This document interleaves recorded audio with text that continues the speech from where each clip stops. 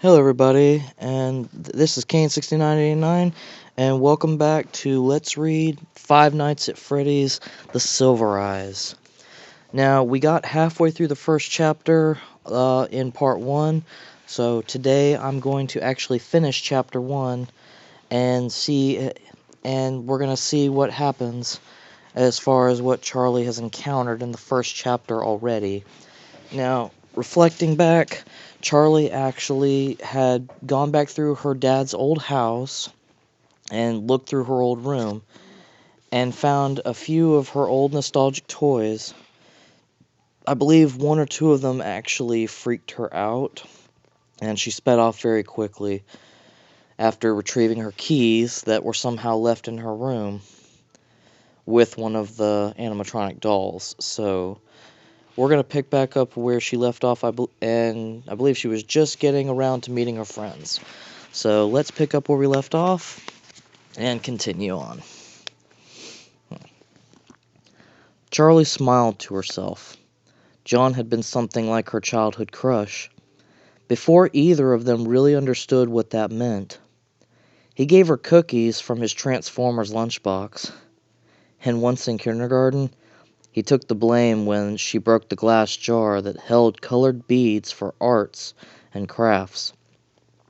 She remembered the moment when it slipped from her hands, and she watched it fall. She could not have moved fast enough to catch it. Hello, everybody, and this is Kane6989, and welcome back to Let's Read Five Nights at Freddy's: The Silver Eyes. Now, we got halfway through the first chapter in part 1, so today I'm going to actually finish chapter 1 and we're going to see what happens as far as what Charlie has encountered in the first chapter already. Now, reflecting back, Charlie actually had gone back through her dad's old house and looked through her old room and found a few of her old nostalgic toys. Hello, everybody, and this is Kane6989, and welcome back to Let's Read Five Nights at Freddy's: The Silver Eyes. Now, we got halfway through the first chapter in part 1, so today I'm going to actually finish chapter 1 and we're going to see what happens as far as what Charlie has encountered in the first chapter already. Now, reflecting back, Charlie actually had gone back through her dad's old house and looked through her old room and found a few of her old nostalgic toys. I believe one or two of them actually freaked her out, and she sped off very quickly after retrieving her keys that were somehow left in her room with one of the animatronic dolls. So we're going to pick back up where she left off, and I believe she was just getting around to meeting her friends. So let's pick up where we left off and continue on. Charlie smiled to herself. John had been something like her childhood crush. Before either of them really understood what that meant. He gave her cookies from his Transformers lunchbox. And once in kindergarten, he took the blame when she broke the glass jar that held colored beads for arts and crafts. She remembered the moment when it slipped from her hands, and she watched it fall. She could not have moved fast enough to catch it, but she would not have tried. She wanted to see it break. The glass hit the wood floor and shattered into 1,000 pieces, and the beads scattered, many-colored, among the shards. She thought it was beautiful, and then she started to cry. John had a note sent home to his parents, and when she told him, "Thank you," he had winked at her with an irony beyond his years and simply said, "For what?" After that, John was allowed to come to her room. She let him play with Stanley and Theodore, watching anxiously the first time he learned to press the buttons and make them move. She would be crushed if he didn't like them, knowing instinctively that it would make her think less of him. They were her family. But John was fascinated as soon as he saw them. He loved her mechanical toys, and so she loved him. 2 years later, behind a tree, beside her father's workshop. Sorry, turn the page, guys. It's wanting to be difficult. She almost let him kiss her. And then it happened, and everything ended, at least for Charlie. Charlie shook herself, forcing her mind back to the present. Looking again at Jessica's polished appearance, she glanced down at herself. Purple t-shirt, denim jacket, black jeans, and combat boots. It had felt like a good choice this morning, but now she had chosen something else. This is all you ever wear, she reminded herself. She parked and locked the car behind her, even though people in Hurricane did not usually lock their cars. Then she went into the diner to meet her friends for the first time in 10 years. The warmth, noise, and light of the restaurant hit her in a wave as she entered. For a moment she was overwhelmed, but Jessica saw her pause in the doorway and shouted her name. Charlie smiled and went over. "Hi," she said awkwardly, flickering her eyes at each of them, but not fully making contact. Jessica scooted over on the red vinyl bench and patted the seat beside her. "Here, sit," she said. "I was just telling John and Carlton about my glamorous life." She rolled her eyes as she said it, managing to convey both self-deprecation and the sense that her life was truly something exciting.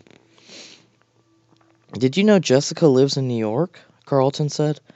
There was something careful about the way he spoke, like he was thinking about his words before he formed them.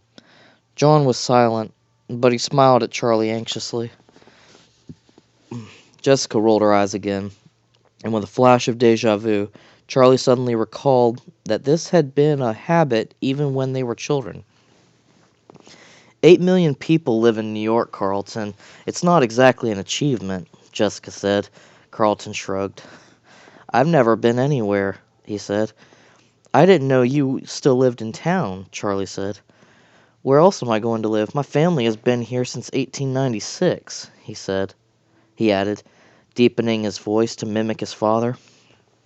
"Is that even true?" Charlie asked. "I don't know," Carlton said in his own register. "Could be. Dad ran for mayor 2 years ago. I mean, he lost, but still, who runs for mayor?" He made a face. "I swear, the day I turn 18, I am out of here." "Where are you going to go?" John asked, looking seriously at Carlton. Carlton met his eyes, just as serious for. Abruptly, he broke away and pointed out the window, closing as if to get his aim true. John raised an eyebrow as he looked at the line Carlton was pointing to. Charlie looked too. Carlton wasn't pointing at anything. John opened his mouth to say something, but Carlton interrupted. "Or," he said as he smoothly pointed in the opposite direction.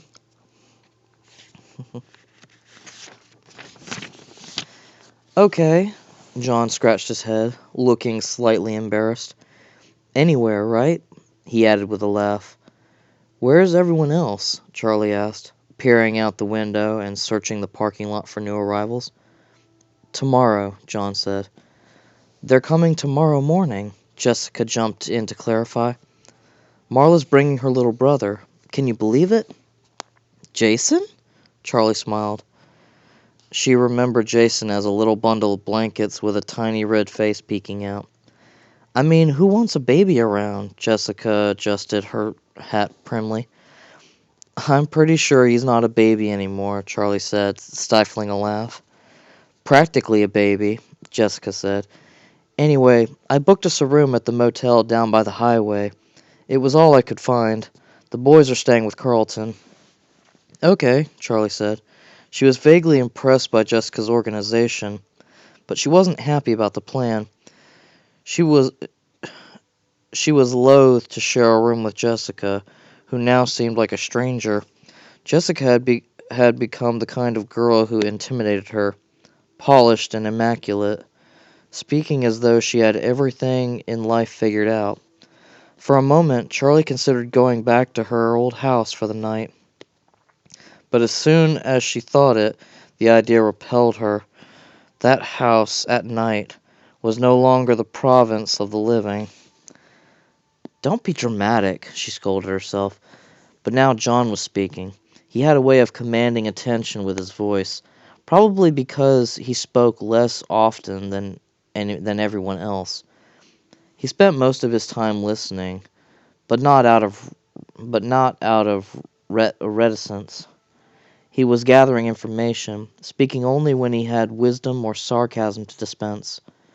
Often it was both at once. "Does anyone know what's happening tomorrow?" They were all silent for a moment, and the waitress took the opportunity to come over for their order. Charlie flipped quickly through the menu, her eyes not really focusing on the words. Her turn to order came much faster than she was expecting, and she froze. Eggs," she said at last. The woman's hard expression was still fixed on her, and she realized she had not finished. "Scrambled wheat toast," she added, and the woman went away. Charlie looked back down at the menu. She hated this about herself. When she was caught off guard, she seemed to lose all ability to act or process what was going on around her. People were incomprehensible, their demands alien. Ordering dinner shouldn't be hard, she thought. The others had begun their conversation again, and she turned her attention to them, feeling like she had fallen behind. "What do we even say?" I was saying. "Carlton, do you ever see them?" Charlie asked. "Not really," he said. "Around, I guess, sometimes." "I'm surprised they stayed in Hurricane," Jessica said with a note of worldly disapproval in her voice. Said nothing, but she thought, how could they not? His body had never been found. How could they not have secretly hoped he might come home? No matter how impossible they knew it was, how could they leave the only home Michael knew? It would mean really, finally giving up on him. Maybe that was what this scholarship was, an admission that he was never coming home. Charlie was acutely aware that they were in a public place, where talking about Michael felt inappropriate. There were, in a sense, both insiders and outsiders. They had been closer to Michael, probably more than anyone in this restaurant. But with the exception of Carlton, they were no longer from Hurricane. They did not belong. She saw the tears falling on her paper placement before she felt them, and she hurriedly wiped her eyes, looking down and hoping no one had noticed. When she looked up, John appeared to be studying his silverware. But she knew he had seen. She was grateful to him for not trying to offer comfort. "John, do you still write?" Charlie asked. John had declared himself an author when they were about 6, having learned to read and write when he was 4, a year ahead of the rest of them. At the age of 7, he completed his first novel and pressed his poorly spelled instinct on handing reviews. Charlie remembered that she had given him only 2 stars. John laughed at the question. I actually do my E's the right way these days," he said. "I can't believe you remember that, but I do actually, yeah." He stopped, clearly wanting to say more. "What do you write?" Carlton obliged, and John looked down at his placemat, speaking mostly to the table. Short stories mostly. I actually had one published. I mean, it was just in a magazine, nothing big." They all made suitable noises of being impressed, and he looked up again, embarrassed but pleased. "What was the story about?" Charlie asked. John hesitated. But before he could speak or decide not to, the waitress returned with their food. They had all ordered from the breakfast menu: coffee, eggs, and bacon. Blueberry pancakes for Carlton. The brightly colored food looked hopeful, like a fresh start to the day. Charlie took a bite of her toast, and they all ate silently for a moment. "Hey, Carlton," John said suddenly. "Whatever happened to Freddys anyway?" There was a brief hush. Carlton looked nervously at Charlie, and Jessica stared up at the ceiling.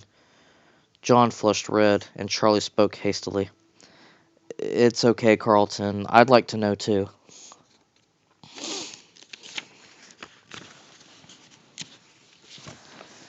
Carlton shrugged, stabbing his pancakes nervously with his fork.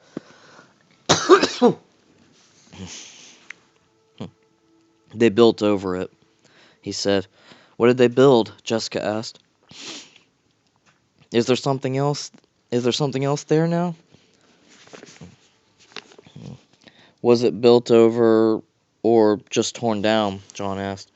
Carlton shrugged again, quick, like a nervous tick. "Like I said, I don't know. It's too far back from the road to see, and I haven't exactly investigated. It might have been leased to someone, but I don't know what they did. It's all been blocked off for years, under construction. You can't even tell if the building is still there." "So it could still be there?" Jessica asked with a spark of excitement breaking through. "Like I said, I don't know," Carlton answered. Charlie felt the diner's fluorescent lights glaring down on her face, suddenly too bright. She felt exposed. She had barely eaten, but she found herself rising from the booth, pulling a few crumpled bills from her pocket and dropping them on the table. "I'm going to go outside for a minute," she said. "Smoke break," she added hastily. "You don't smoke," she chided herself for the clumsy lie she had made her way to the door, jostling past a family of four without saying "excuse me," and stepped out into the cool evening. She walked to her car and sat on the hood, the metal denting slightly under her weight.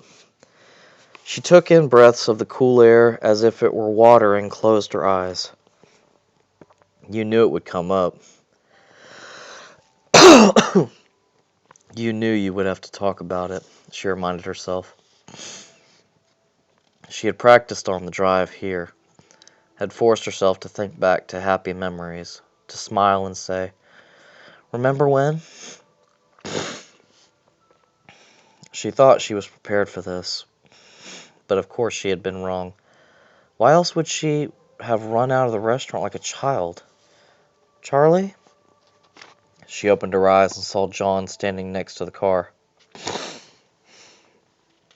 holding her jacket out in front of him like an offering. "You forgot your jacket," he said, and she made herself smile at him. "Thanks," she said. She took it and draped it over her shoulders, then slid over on the car's hood for him to sit. "Sorry about that," she said. In the dim lights of the parking lot, she could still see him blush to the ears. He joined her on the car's hood, leaving a space between them. "I haven't learned to think before I talk. I'm sorry." John watched the sky as a plane passed overhead. Charlie smiled, this time unforced. "It's okay. I knew it was going to come up. It had to. It sounds stupid, but I never think about it. I don't let myself. No one knows what happened except my aunt. And we never talk about it. Then I come here, and suddenly it's everywhere. I was just surprised, that's all." "Uh-oh," John pointed, and Charlie saw Jessica and Carlton hesitating in the doorway of the diner. She waved them over, and they came.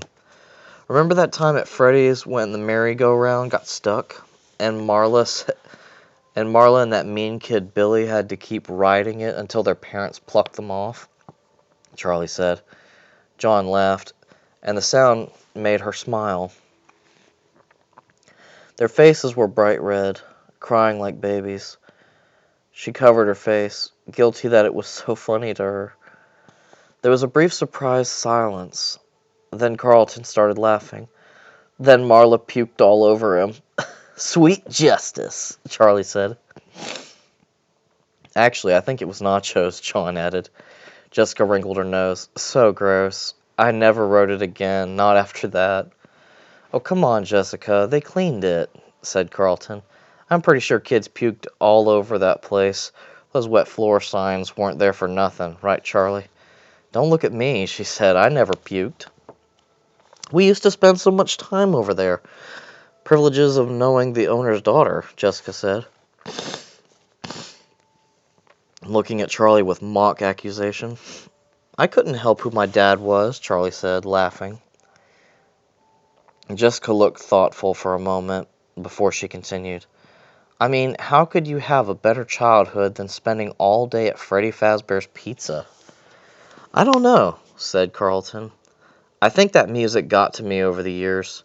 He hummed a few bars of the familiar song. Charlie dipped her head to it, recalling the tune. I loved those animals so much, Jessica said suddenly. What's the proper term for them? Animals? Robots? Mascots? I think those are all accurate, Charlie leaned back. Well, anyway, I used to go and talk to the bunny. What was his name? Bonnie, Charlie said. Yeah, said Jessica. I used to complain to him about my parents. I always standing look about him.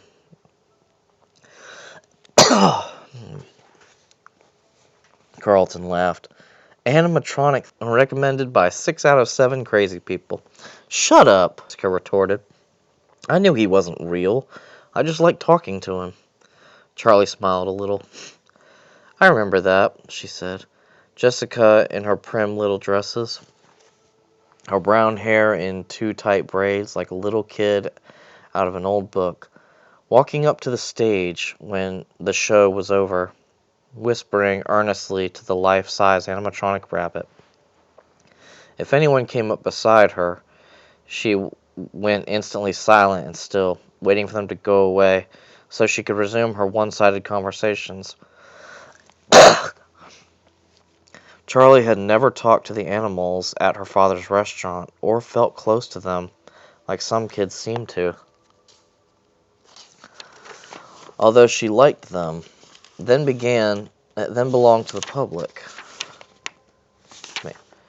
Although she liked them, they belonged to the public. She had her own toys, mechanical friends waiting for her at home, that belonged only to her. I liked Freddy, said John. He always seemed the most relatable. You know, there are a lot of things about my childhood that I can't remember at all, Carlton said, but I swear I can close my eyes and see every last detail of that place, even the gum I used to stick under the tables. Gum? Yeah, right, those were boogers. Jessica took a tiny step away from Carlton. He grinned. I was 7, what do you want? You all picked on me back then. Remember when Marlowe wrote Carlton smells like feet on the wall outside? You did smell like feet, Jessica laughed with a sudden outburst. Carlton shrugged, unperturbed. I used to try to hide when it was time to go home. I wanted to be stuck in there overnight so I could have the whole place to myself. Yeah, you always kept everyone waiting, said John. And you always hid under the same table. Charlie spoke slowly. And when she did, everyone turned to her, as though they had been waiting. Sometimes I feel like I remember every inch of it, like Carlton, she said. But sometimes it's like I hardly remember it at all. It's all in pieces. Like, I remember the carousel, and that time it got stuck. I remember drawing on the placemats. I remember little things, eating that greasy pizza, hugging Freddy in the summer, and his yellow fur getting stuck all over my clothes. But a lot of it is like pictures, like it happened to someone else. They were all looking at her oddly. Freddy was brown, right? Jessica looked to the others for confirmation. I guess you really don't remember it that well, after all. Carlton teased Charlie, and she laughed briefly. Right, I meant brown, she said. Brown, Freddy was brown. Of course he was. She could see him in her mind now, but somewhere in the depths of her recall there was a flash of something else. Carlton launched into another story, and Charlie tried to turn her attention to him. But there was something disturbing, worrisome, about that lapse in memory. It was 10 years ago. It's not like you've got dementia at 17, she told herself. But it was such a basic detail to have misremembered. Out of the corner of her eye, she caught John looking at her, a pensive expression on his face, as though she had said something important. "You really don't know what happened to it?" she asked. Carlton, with more urgency in her voice than she intended. She asked Carlton with more urgency in her voice than she'd intended. He stopped talking, surprised.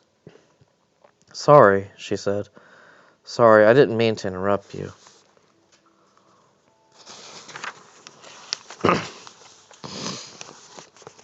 "It's okay," he said. "But yeah, or no, I really don't know what happened." "How can you not know? You live here." "Charlie, come on," said John. "It's not like I hang around. Things are different. The town has grown," mildly, seeming unruffled by her outburst.